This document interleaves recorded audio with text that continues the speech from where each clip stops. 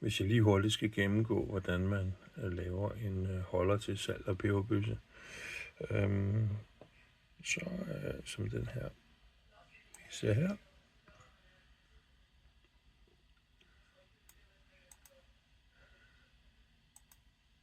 Så starter vi med at lave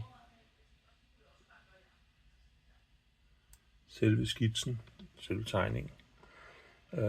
Den her ring, vi ser her, det er målet på peberbøssen, salt på peberbøssen for neden.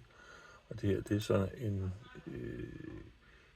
den ydre runding, jeg vil have. Og så har jeg lagt en bue ind her mellem de to rundinger. De stiplede linjer, man ser, det er bare arbejdsstreger, som jeg har lagt ind for at holde afstanden og så videre, så videre. Så har jeg næste skridt, der er jeg forhøjer den. Som man ser her, så den forhøjet med 15 mm. Og så gør jeg det, at jeg runder de her, dem man kan se her, jeg lige markerer med blåt. Der, det er i forhold til den bue, der er herinde. Der laver jeg så en overgang, altså en bue fra cirklen herude, en bue og så ind til buen her. Så den bliver lidt mere glidende. Så tegner jeg nogle streger her, og det er fordi, jeg gerne vil have lagt en hvid ring ind her, på det her sted. Derfor så har jeg lavet 2 cirkler her. Det næste, jeg gør her, er, at springer lige hurtigt frem, at jeg forhøjer den kant, som der er her. Det tror jeg faktisk er sludder. Jeg fordyber de der. Dem lægger jeg ned i. Hvis man kan se det her, så er der allerede kommet fordybninger. Så gør jeg det, at jeg rejfer dem. Se, der kommer rejfning på begge de to her.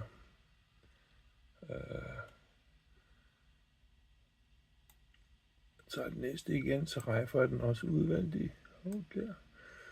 Men jeg rejfer dem ulige. Det vil sige, at de er ikke ligesidet. Man kan se, at den er lidt skrå. Den er ikke 45 grader. Det næste, jeg gør, er, at jeg runder den kant her. Som man kan se, så er den rundet. Så tegner jeg lidt videre. Jeg tegner den kant her oppe. Og forhøjer den. Så nu kan man se, at den er ligesom forhøjet nu. Og så